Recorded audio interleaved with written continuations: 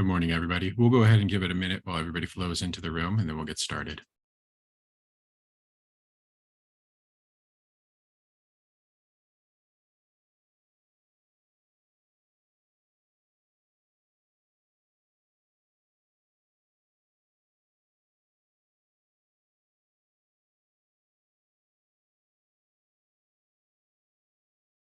People are populating in. We'll just give it another moment.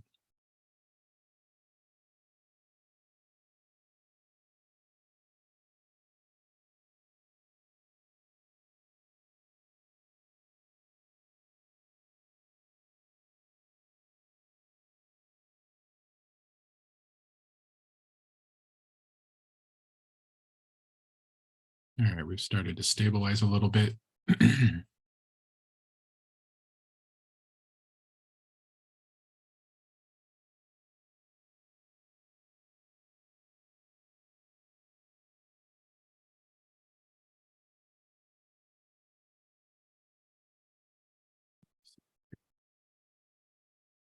There we go. Thank you. All right. Welcome, everybody, to the exit interview, an opportunity to speak with staff advocate leaders and understand their endeavors from this year. We're very excited to have Dennis McIver and Michael Austin joining us.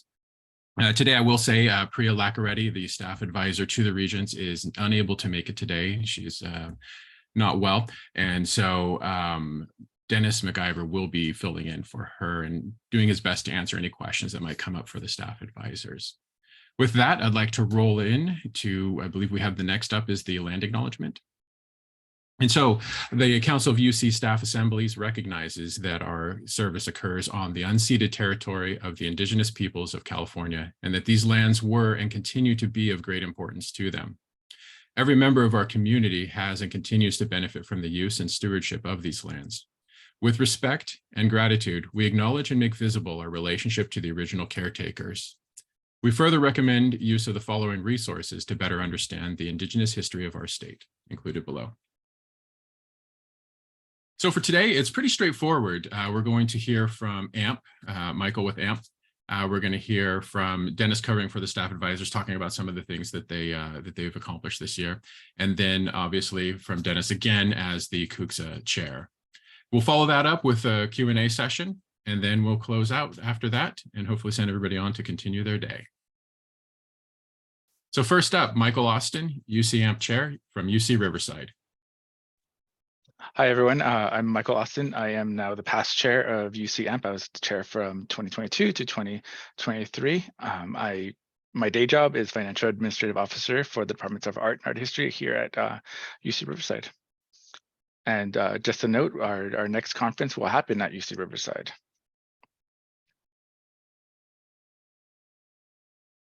And then I turn it over to Dennis.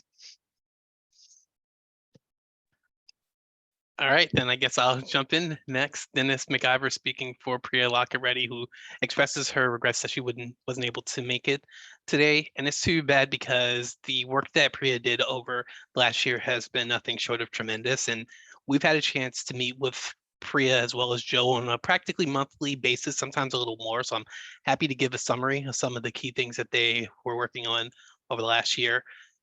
The key thing that you need to know about the work of the staff advisor is that they are the staff's chief advocates when it comes to matters before the Board of Regents.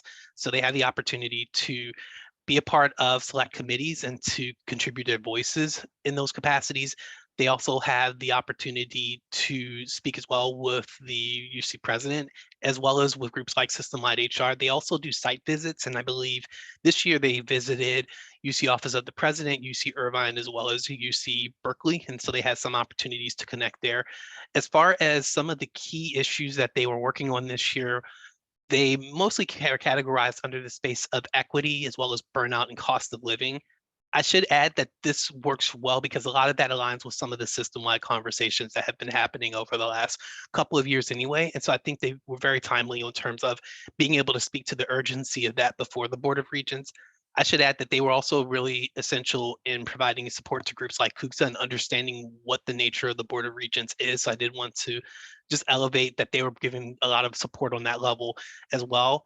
a couple of the key things that Priya was able to accomplish this year, first of all, was the town hall that took place with UC President Michael Drake back in February. And I'm sure many of you had a chance to see that. If not, it is also available online. Happy to share that link with you. And I know that was the culmination of many months of advocacy, but I think it ended up being a very positive discussion with all of that in mind. I noted the Regents retreat here because that's an opportunity for the Regents to convene outside of an official Regents meeting and just talk broadly about the work of being a Regent. And I can tell you the staff advisor historically hadn't had an opportunity to participate. And thanks to Priya's advocacy, the staff advisors were invited this year to contribute. And so I think a big part of what Priya had been trying to do was have the conversation of, we want to have more of an opportunity to operate in these spaces in our roles. And I think she was really successful in that capacity. And I also wanted to acknowledge Chair Lieb, who I think has been a really good partner with the staff advisor as well, with that in mind. The last thing that comes up is the staff advisors have opportunities to work very closely with system-wide HR and be a part of some of their conversations as well. I know that Joe, for example, is participating in a system-wide HR committee this year related to tuition remission, which you may hear about in a couple of months. But there have been just different opportunities to be a part of those higher level conversations happening out of the system-wide office. And I think that was very much in part of due to the legacy that's been built over the last couple of years, frankly, over the last 2 decades, and culminating in Priya's work.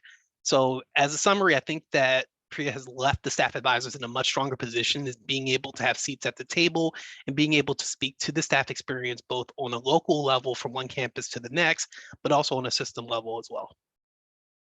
And with that, I'm going to pass it over to myself. And there's me. So soon to be past CUCSA chair, but I wanted to summarize some of what's happened since we had the last conversation in January related to CUCSA. One of the key things that did occur is we had the opportunity to speak before the UC Board of Regents in January, and we were able to give an address identifying CUCSA's priorities for the year, broadly focused on retention, as well as advocate for some of the long-term changes that we felt needed to happen. One of the most notable one was bringing up the issue of how for the last 2 decades, staff that are considered policy covered have not really received pay increases every year. And in fact, for something like a third of those years, there had not been a pay increase. And so that was one thing I was able to bring up before the Board of Regents. My understanding is the remarks were well received overall. And I do want to acknowledge that was a team effort. It started with our executive board, but we also had members of the delegation, past delegates as well, support us in really making sure we are purposeful with the time that we had. And so I think no effort of CUCSA is a single effort. And so I did want to make sure I elevate everyone who supported that. We continued our quarterly meetings in March at UC Merced, which was a very positive time, as well as June at UC San Francisco. Both were very well received. We had an opportunity to meet with the chancellors and CHROs of both locations, as well as continue our work related to our work groups, which I'll get to in a moment. We continued the CUCSA chats that we started earlier this year. We had the opportunity during Black History Month to elevate 4 Black staff members who have been system-wide leaders, and that was a very positive discussion. It was actually the most viewed event of the year, and so I do appreciate everyone's effort to not only show up and get the word out. The big change that we had for June's meeting related to our work group presentations. And historically for our work groups, what happens is we would present them in a very closed environment, and then we would do a follow-up during the town hall that we have every quarter online. This year, in conversations with the delegation as well as with the executive board, the decision was made that we want to present those final presentations in a much larger setting. So with that in mind, we invited all of our local staff assembly executive boards, as well as our local human resource leaders, as well as some members of system-wide human resource and some other interested partners, such as our wellness program managers across UC, to watch the final presentations, as well as participate in a Q&A session that took place on June 9th. And that did also include a question and answer session. All of this is available as well on YouTube, but it was really done with the idea that we didn't want to keep these results and these findings to collect dust in our files. We wanted to share it so that way we could really empower local conversations with our different locations, as well as have something actionable that could be built on for future years. And so that was a pretty significant shift in the history of CUCSA. I'm excited to see how that continues to grow in future years. No pressure, John. And as far as other things are concerned, the last thing we'll be doing in relation to this year is in July during the Board of Regents meeting, we historically as a board have been able to present our end of year findings before the Board of Regents. And so I anticipate we'd have the chance to do that again. Once that becomes available, we'll make that available through our social media and through our network. So that way you have a chance to engage and see that presentation as well. But that's a real summary of what we were able to accomplish this year. And similar to Michael, I'm excited with all the work that's happened this year, and I'm also excited to see what happens with the next board. So that's all I would share at this point. Thank you, Dennis. Now we'll move into the QA. I do have some previously submitted questions, and we will then take questions intermittently from each of you. So if you have some, throw them in chat, throw up your hand. We'll go ahead and manage that through the process. First up, what was the major accomplishment for your organization this year? So that's open to either you or Dennis or Michael. I'll jump in. So I think our major accomplishment was having a successful conference. Ultimately, that's the culmination of all our work that we do across the 10 campuses. So we're just coming off the second year of being in person back from the pandemic. So I think it was kind of like that crucial, let's get everybody back together. The major focus for AMP is kind of taking the pulse of all 10 campuses. AMP looks a little different on each campus. On the Riverside campus, it's academics, management professionals, while other campuses are more administrative. I think we've kind of loosened the reins a bit about who can participate. It's because we want more engagement through all 10 campuses. We've coordinated with CUCSA and other groups across the 10 campuses. So I think it's given us more robust feel for the community that we're engaging with. So just having this successful conference, I think, is amazing, but also kind of continuing those established relationships, strengthening them has been another really big accomplishment for this year for the committee. I couldn't have done it without the group. It's a huge team effort on everybody, particularly my past chair, Leah Khan. She was instrumental in making it happen. And I think I learned a lot from her because she had the first successful conference after the pandemic. And then being able to engage with communities more like on this Zoom thing, because think of it, before 2020, these things were few and far between, and then really more of like floating talking heads to the community, not really engaging. There's like regurgitated information and are not really engaging. So I think continuing this more connected sense of community has been a real accomplishment, not only for AMP, but I think all groups. I'd agree with that. I think for Priya, her answer will likely be, this is me speculating, but I think the answer would likely be the town hall, because that was something that had been advocated for quite some time. And there have been versions of town halls that had happened, but really having one that was centered on staff, I think, was such an important moment, because so much of the work I think we do is centered on recognizing this population as a member of the community. And so I think creating a space where staff could not only engage in the questions that came up, but also being present during the town hall itself, I think was really important to continue that type of work. And I think all of our organizations do some version of that advocacy. And so I think that was one important piece, but also continuing to open the door in terms of what staff advisors have access to, and being able to talk up the merit of it, I think would be something else she would speak very proudly of, because ultimately, I think the work that staff advisors are doing is to try to just justify that, yeah, we contribute a lot, and as a result, we should have every opportunity to contribute. And I think Priya did a really masterful job of building on that in the same way that Lucy did the year before her, and also the predecessors have. So I think that would probably be her answer. As far as CUCSA is concerned, I'd like to think we did a really good job of building more connectivity. Similar to Michael's point, we tried very hard this year. Every door that was offered to us to visit, to connect with staff assemblies, to connect with organizations that are adjacent, I think we tried really hard to not turn down any meetings. And sometimes that was a little wearing, full disclosure, but I think it was worth it, because at the end of the day, we're here to support all of our locations. The only other thing I think was a really important piece was the end of year work group presentations, because I wanted to just make it clear that the work that's been done has been so important, but I think there's so much more that could be done if it's made broadly available to our locations. That way folks are empowered on a local level to continue to have those discussions. But we can't do that if only the 30 members of the delegation have a chance to actually see it and engage with it. So showing that we could do it, climbing the mountain to see if it can be scaled sometimes is what you do. And I think that was a really important example of that. And I can't give enough credit to the work groups who came together to do it. Also the work group chairs who were on board from day one. I'm not going to shout them out here, but I could. But then also even the day of logistics that happened with UCSF, as well as Jim Bowser, who really did a lot in terms of the coordination. So it was truly a team effort. So not only did it accomplish that, but it also showed what a good team product can be when everyone's on the same page. So I think those are the two things I would say. Thank you both. Next question I have is, what do you think are the major challenges heading into the 23-24 term? Mike, I'm going to let you go first on that one. Okay, I think keeping the momentum going. I think a lot of us are experiencing burnout, being spread too thin. So a lot of people want to pull back there. They want to take some me time, which is completely valid. And of course you should do that. But so I think part of it is keeping that momentum, that engagement going throughout the year.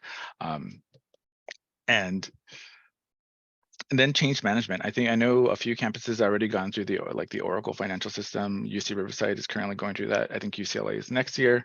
So juggling our normal workload on top of like all these systems, like we haven't had like a break. We've had Path on our campus. We've had Banner and for our student information systems come like shortly after that. So it's these years of like, we have these huge changes coming, then we have no break. It's like, okay, let's jump into the next system, and then we had the pandemic, and again, the burnout is real. And so I think keeping that momentum going is going to be essential. But I think as long as we stay connected, stay engaged, I think we'll make it through. I would co-sign that burnout and the well-being is something I think a lot about, not just in the scope of our organizations, but also when it comes to staff. I don't think it's a secret that many of our locations are really experiencing and feeling the churn for that.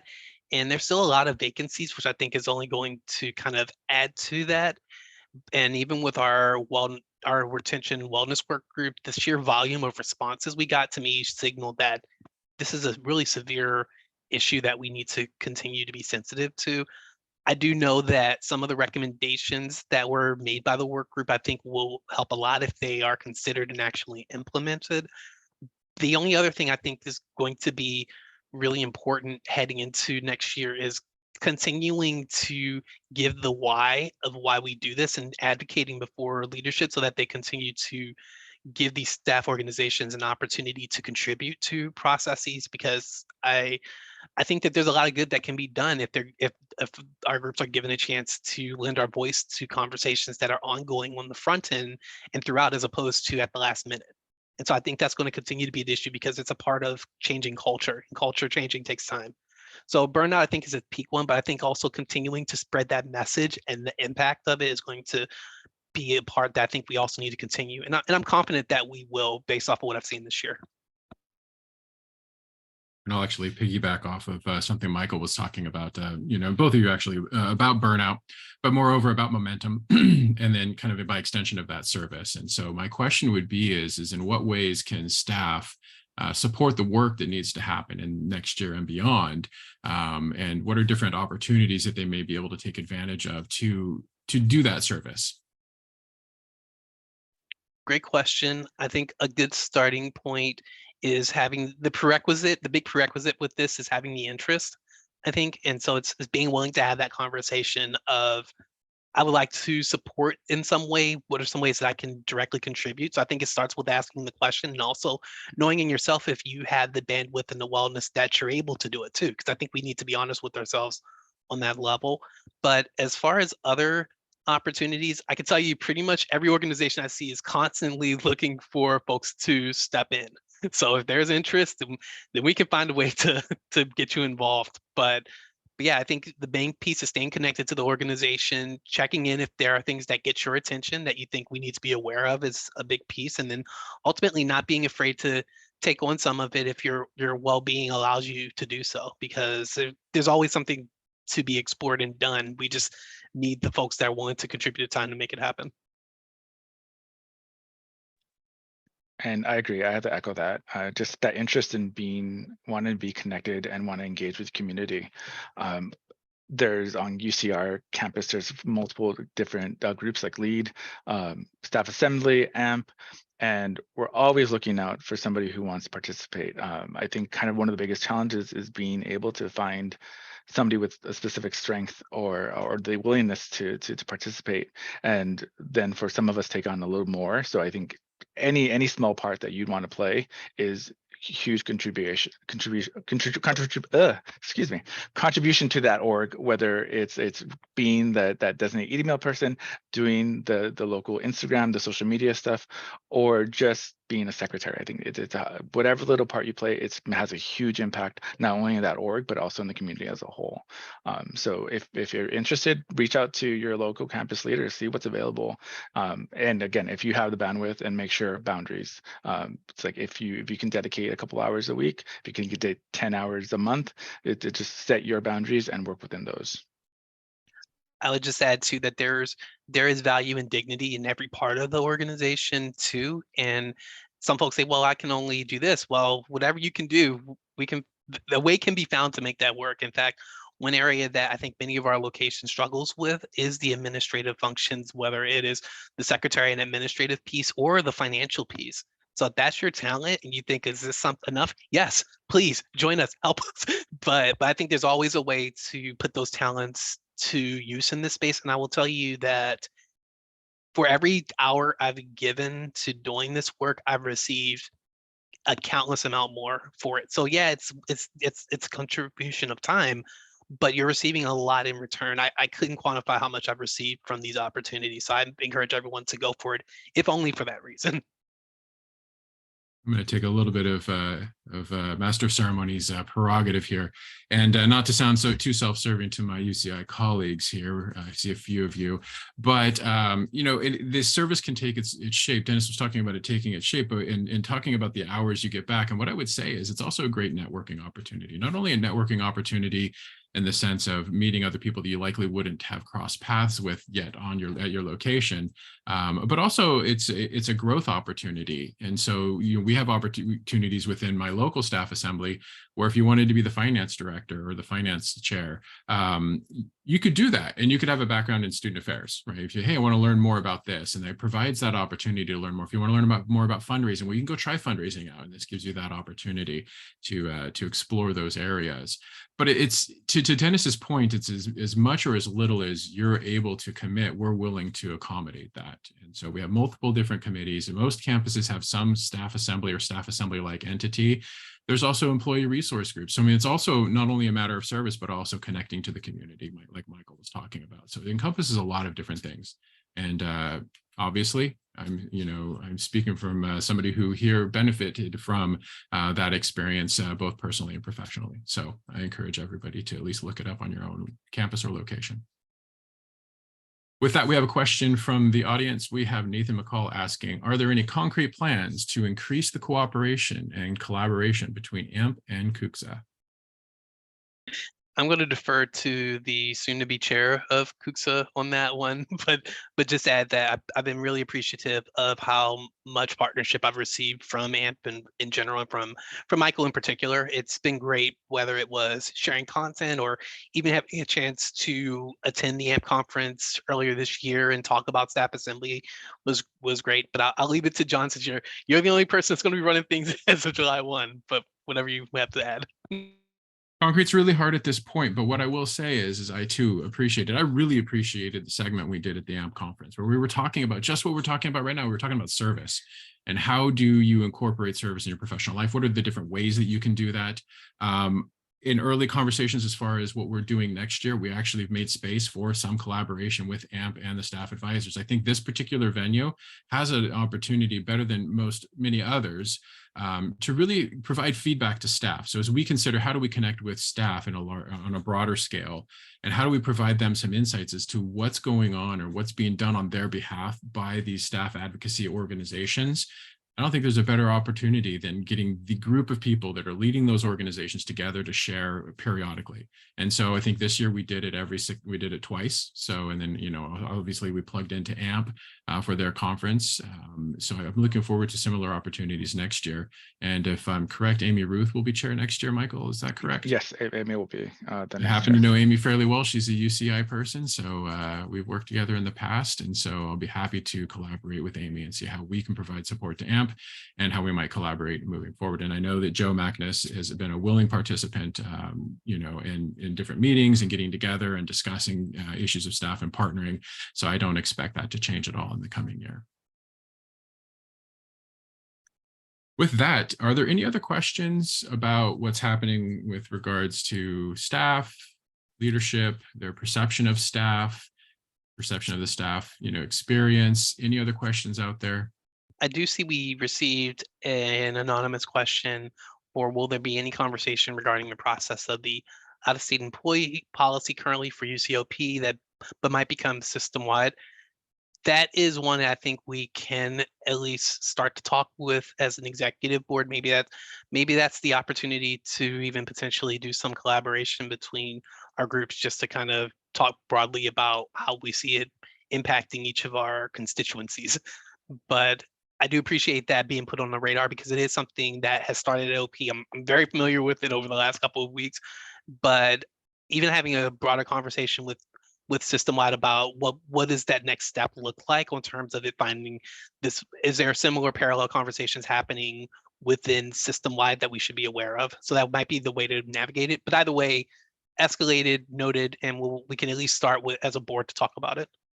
Yeah, and I'll say that definitely it's on the radar. Something I'm keeping an eye on. I've reached out both locally, specifically to our CHRO, just to kind of see. We have close to 200 people who are living out of state. I've reached out to some of my colleagues who I know are living out of state, just to see what ends up happening in their experience. Obviously, if this starts to have a negative impact on staff, we're going to have to elevate this as a point of discussion with the president and the regents.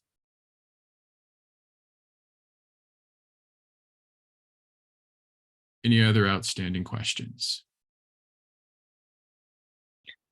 I've got a question for Michael, and I'll answer it too if folks are interested. But Michael, now I know that you've wrapped up your term not too long ago. What are you doing now with the time that you've recovered? With the time I've recovered, I've gone back to school.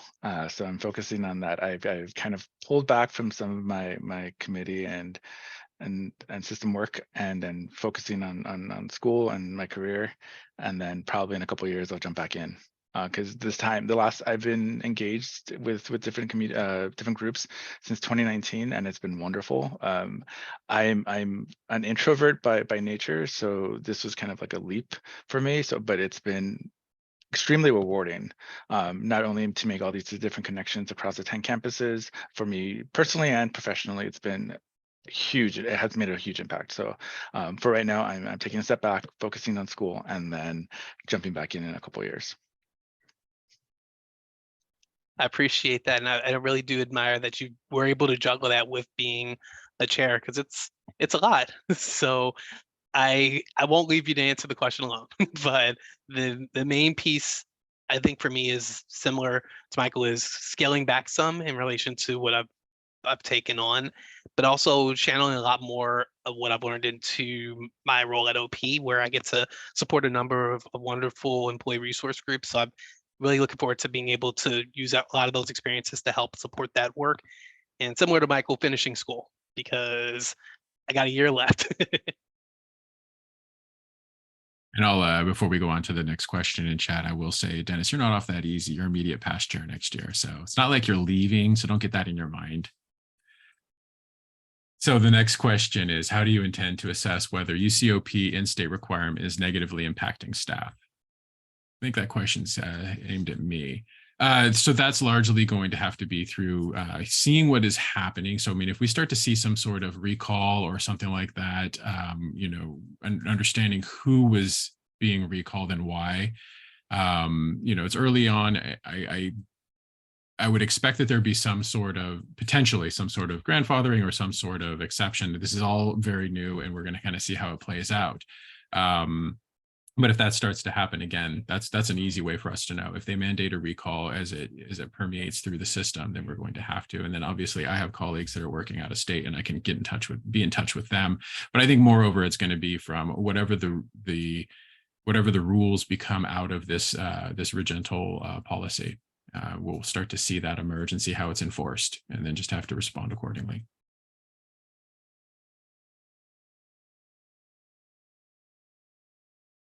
All right. With that, I think we're ready to close us out here.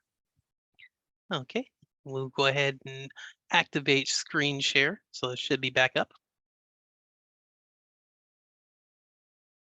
Thank you, Garen.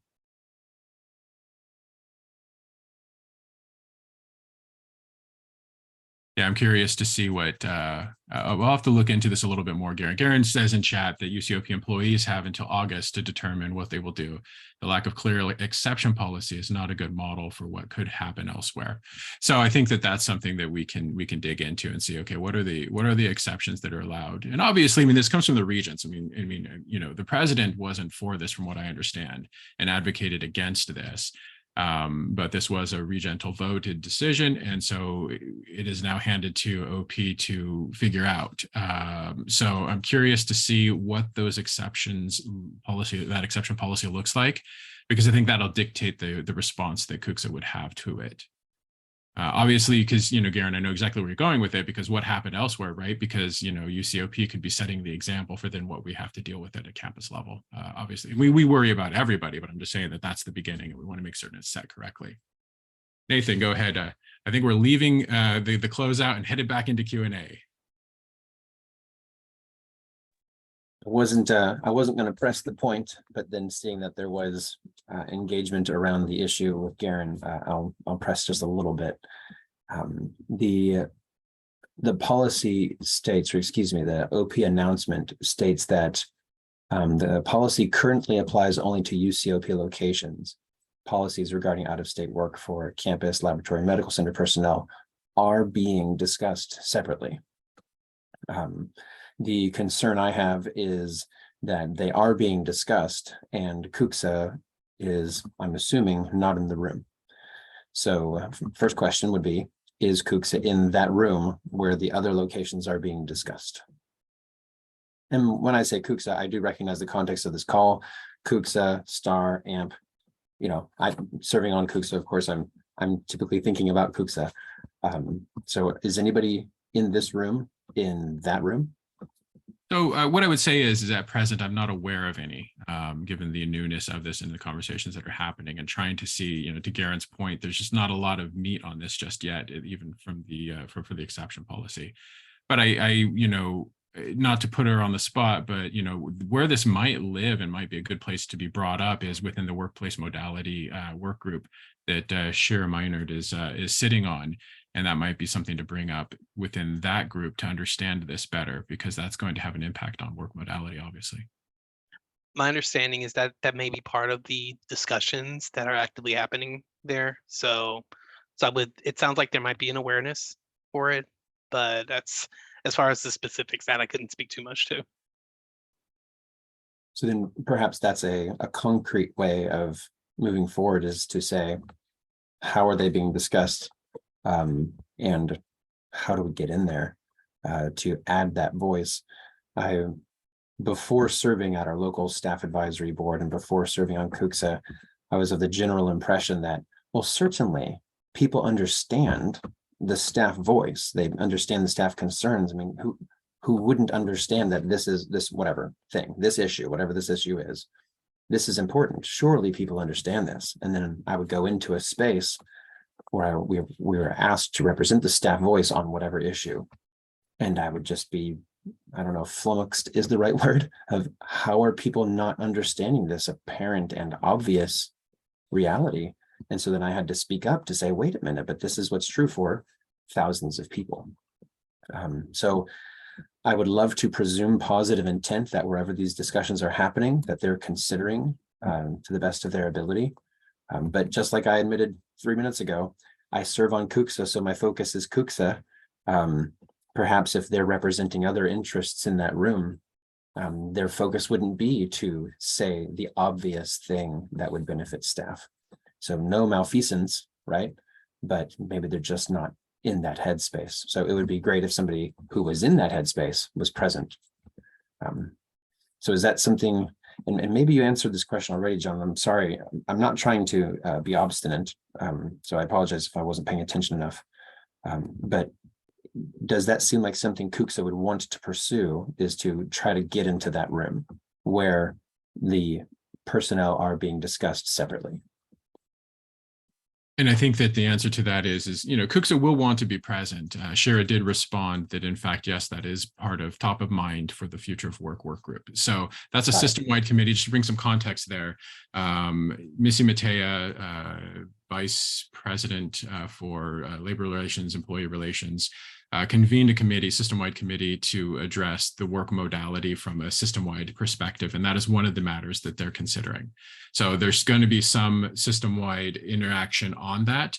How each campus chooses to, we would have to see as this emerges. We'd have to see how the campuses are responding to this to then interject at those conversations. But we hope that there would be some central guidance coming out of that work modality work group. Cool. Thank you.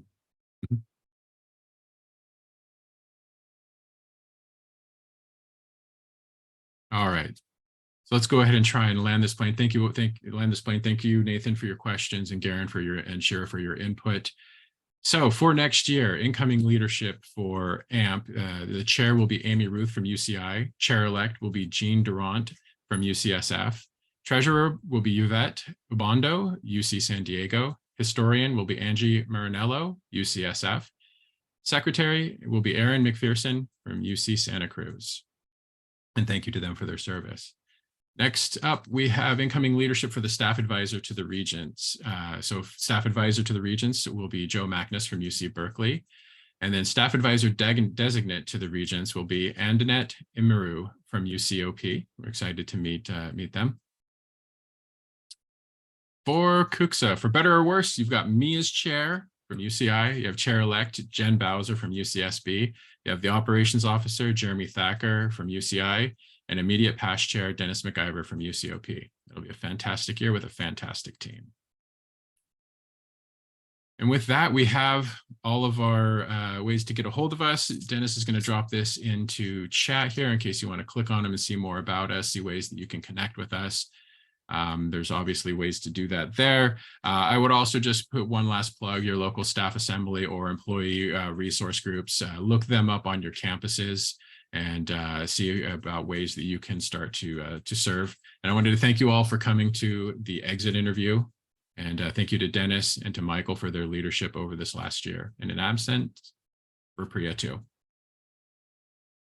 Thank you, everyone, and have a good day.